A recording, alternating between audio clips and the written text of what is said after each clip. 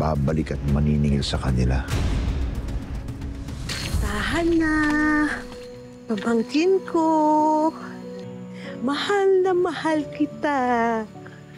Ines! Ines!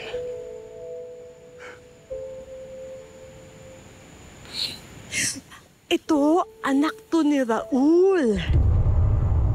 Inihabilin siya sa akin. Kasi si Kuya Raul, umalis, pumuntang Tumahan. Meron siyang pamilya doon. Tapos meron pa siyang isang anak. Punta siyang Tumahan, may isa siyang anak doon. Anak, anong nangyari sa'yo? Anak ko. Pero... patay ba si Raul?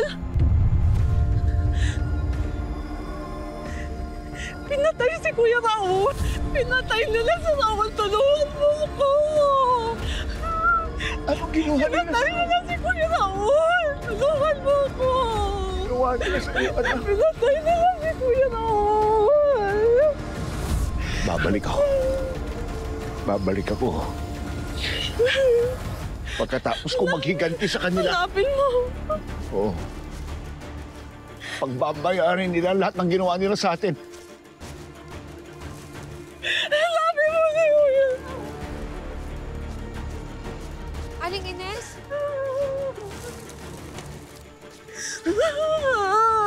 Kuya Raul! Kuya Raul!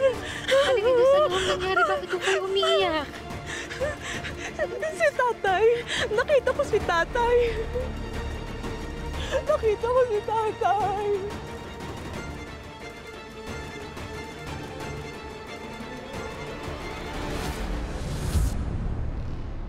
Di ko man lamang nakita sa huling pagkakataon ng Kuya Raul mo. Pero may pampalubag loob pa rin. Dahil nandyan si Lolong. Ang bayaning si Lolong. Yun nga lang, nasa maling lugar siya. Nasa maling paniniwala. Iba ang pinaniniwalaan niya at pinaglalaban. Nasa tamang lugar ang puso ni Lolong, Tay. Tay, isauli mo na ang uptaw.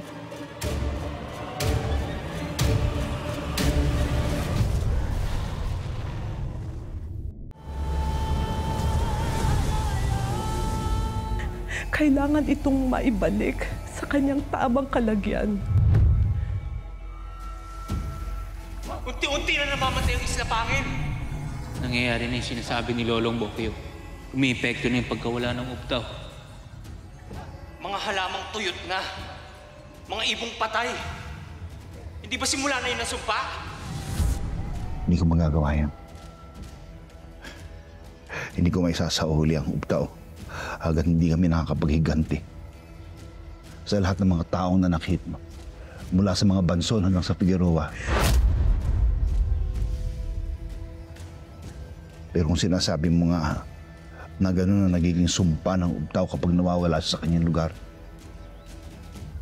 gagawin ko. Pagkatapos ng lahat.